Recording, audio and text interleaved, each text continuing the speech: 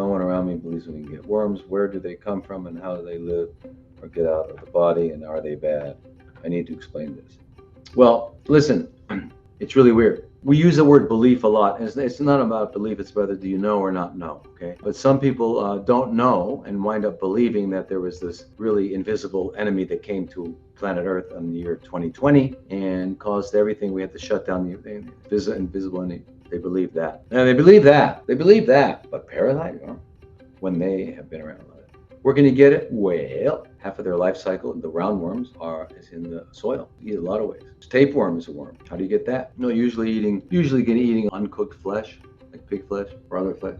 Other beef tapeworms and stuff like that. But the other ones like strongyloides and there's many different ones. It depends on where you live in the world. But what's happened though? Here's what's happened. Since the world has changed over the last 150 years, and there's so much travel, we're finding parasites that were in the Michigan River or in Mississippi River that 100 years ago were only in like South America. And then plus people come here, and remember these roundworms they have maybe one or two intermediate hosts, so they do all their stuff in us, and then they come out in the feces. Feces gets picked up by an intermediate like a snail and goes to a fish and comes back. So you get worms easily, and all you got to look up parasites, and you'll see there's different kinds. One is helminths, called worms. Other one's called protozoa. How do you get protozoa?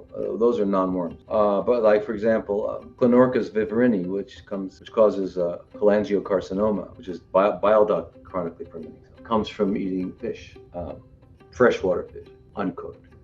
Anyway, your friends, instead of you don't have to go to any trouble to explain to them. It's not your job to explain to them. If they have a lack in their knowledge, you should tell them that you should look it up and read. Tell them that. If somebody came to you and said they didn't know why you were doing something else, you don't have to prove it to them. But just say they're ubiquitous, they're everywhere, and you've got them, I've got them. You don't know it, I know it. That's all. And if you want to know it, you go study it and you'll find out. And then you'll be happy to get rid of them because you won't like them. And we found out that they can all, pretty much most of them, can cause chronically fermenting cells. They can cause chronically fermenting cells. Strongyloides goes in and causes chronically fermenting cells in the bladder, the whole urogenital, right? And then, Clonorchis causes cholangiocarcinoma. And then there are liver flukes, and then there are lung flukes, and then there are ones that go into the eye, and then like toxoplasmosis, which you can get from your litter box, cat litter box, can go to the brain, and stuff like that. Parasites, microorganisms are ubiquitous everywhere.